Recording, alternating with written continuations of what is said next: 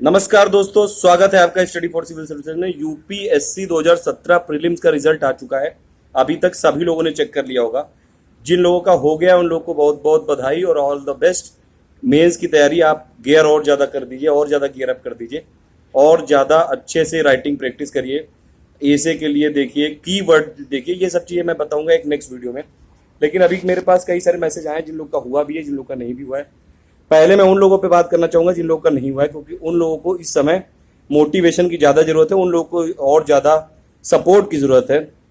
देखिए, एक ऐसा टाइम होता है कि अगर आपका नहीं हुआ और आपने इतनी सारी पूरे साल तैयारी की हो, या फिर 2-3 साल से लगे हो, आपने जॉब छोड़ी हो, कितने सारे सेक्रीफाइस किए होंगे कि आपने जॉब छोड़ के रखी होगी। कई सारे लोगों ने मतलब बहुत सारी एक्टिविटीज़ बंद कर दी होंगी, फेसबुक बंद कर दिया होगा, पूरे दिन पढ़ाई में जुटे रहते होंगे और बहुत सारे सेक्रीफाइसेस किए होंगे। लोग अपना घर बार छोड़ के राजेंद्र नगर, मुखर्जी नगर, कई सारी जगह पर रहते होंगे, इलाहाबाद में रहते हैं, हर जगह रहते हैं। अब इतना सब कुछ करने के बाद, इतना सब कुछ पढ़ने के बाद, एनसीईआरटी घोटने के बाद और ये सब चीज़ें करने के बाद भी प्रीलिम्स में नहीं हुआ, तो क्या करें अब? ये सबसे इम्पोर्टेंट बात है कि अब ऐसे टाइम पे पहली बात तो ये कि आप आगे बढ़िए तुरंत, क्योंकि आजकल एक जगह आदमी फोकस करके नहीं रखता है। क्योंकि यूपीएससी जिसने भरा है वो पीसीएस भी भरता है, एसआई भी भरता है, एसएससी भी भरता है। जितने भी एग्जाम है सभी पे फोकस करिए, क्योंकि ऐसा नहीं कि अगर आपका यूपीएससी प्रीलिम्स में नहीं हुआ और वो जो तैयारी थी वो तैयारी बेकार नहीं जाएगी, कहीं ना कहीं वो काम जरूर आएगी। और ये ऐसा नहीं होता है कि अगर आपने जिसका हुआ है वो बहुत ही ज़्यादा टैलेंटेड है, प्रीलिम्स है ये, थोड़ा बहुत तुक्केबाजी लग भी सकती है। और ऐसा भी होता है कि कई सारे लोग बहुत टैलेंटेड होते हैं, जीएस में बहुत ज़्यादा टैलेंटेड होते हैं, सीसेट में उनका रुक जाता है। कई लोगों का ऐसा भी होता है कि सीसेट जो जीएस में 1-2 नंबर से रुक जाता है। तो इसमें थोड़ा बहुत लग तो होता ही है। देखिए, पिछली बार करंट अफेयर बहुत ज़्यादा आया था, तो लोगों ने उस हिसाब से अपनी स्ट्रेटजी बनाई कि करंट अफेयर पे फोकस करेंगे। अब इस बार करंट अफेयर नहीं आया, इस बार स्टैटिक पे आ गया, एनसीईआरटी पे पूछा है, काफ़ी ज़्यादा कॉन्सेप्ट पे पूछे हैं। तो ऐसे टाइम पे आप इतना ज़्यादा निराश मत होइए, कोई फ्रस्ट्रेट होने की ज़रूरत नहीं है। आगे जो आने वाले एग्जाम है उन पे फोकस करिए और एक बार फिर से एकदम जुट जाइए कि अभी जो भी चीज़ें, मान लीजिए अगर इस बार नहीं कुछ पढ़ पाए थे आप एनसीईआरटी या फिर कुछ बेसिक कॉन्सेप्ट वाली चीज़ें, उस पर ज़्यादा फोकस करिए। जो पीआईबी वाली चीज़ है, जिसे पीआईबी से काफ़ी ज़्यादा न्यूज़ आती है, उस पर फोकस करिए। जो चीज़ें हैं उनको जीएस में पढ़ने के साथ साथ समझने की भी कोशिश करिए। जीएस का मतलब है जनरल स्टडीज़, और वो जो करंट अफेयर जो चीज़ें होती रहती हैं ज़िंदगी में उसी से रिलेटेड है। चीज़ों को रिलेट करने की कोशिश करिए, चीज़ों को एनालाइज करने की कोशिश करिए। क्या कमी रहेगी वो देखिए। कई सारे लोग जैसे आज वो गए होंगे कहीं, जिन लोग का नहीं हुआ होगा, तो थोड़ा बहुत वो ड्रिंक विंक कर रहे होंगे या फिर ये सब कर रहे होंगे। तो ठीक है, 1-2 दिन ऐसा कर भी लेना चाहिए कि अगर थोड़ा सा अपने आप को फिर से तैयार करने के लिए एक बार थोड़ा बहुत अपने आप को, बॉडी को रिलैक्स देना भी ज़रूरी है। बाकी अभी यूपी पीसीएस का एग्ज़ाम है, यूपीएसआई का भी जो एग्ज़ाम अभी फिर से होगा, या फिर एसएससी का होने वाला है, तो इन सब पे फोकस करिए। ऐसे टाइम ऐसे टाइम पे निराश होने की ज़रूरत नहीं है, और ज़्यादा दुगनी ताकत से करिए तैयारी। देखिए, तैयारी कभी बर्बाद नहीं जाएगी, ये बात आप समझ लीजिए। अगर आपने अच्छे मन से की है, पूरा ऑनेस्टी से की है, तो कहीं ना कहीं जो आपका नॉलेज है वो यूज जरूर होगा।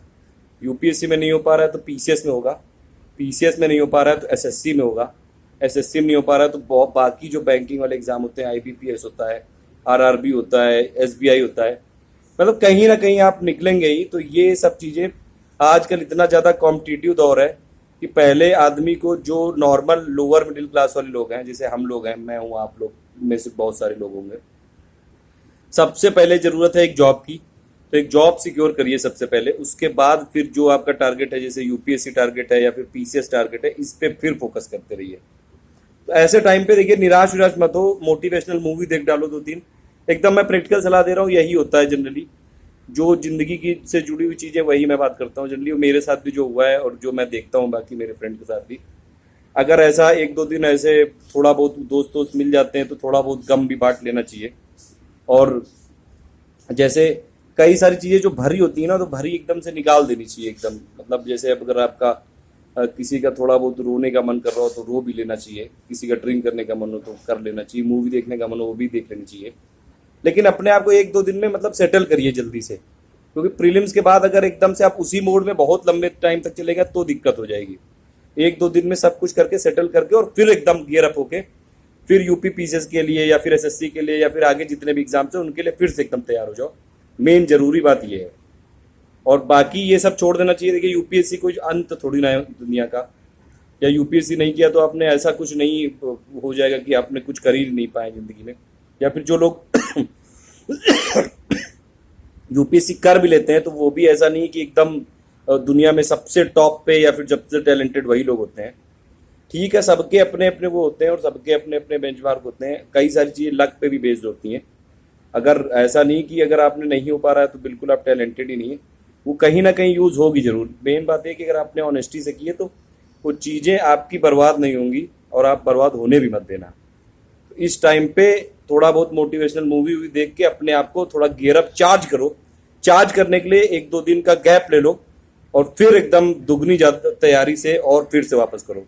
मेरे लिए अभी आप लोगों के लिए यही मैसेज है। बाकी कल तक मैं एक वीडियो देता हूँ जिसमें जो लोगों का सिलेक्शन हुआ है उन लोगों के लिए क्या क्या आगे के लिए स्ट्रेटेजी फॉलो करनी, कैसे कैसे राइटिंग प्रैक्टिस करनी, ये सब मैं बताऊंगा। ठीक है, थैंक यू फॉर लिसनिंग। और ऐसे टाइम पे बिल्कुल भी निराश मत होना, फ्रस्ट्रेट होने की जरूरत नहीं है, बिल्कुल आगे के लिए सोचो और बाकी तैयारी बेकार नहीं जाएगी, ये बात है। ठीक है, थैंक यू फॉर लिसनिंग।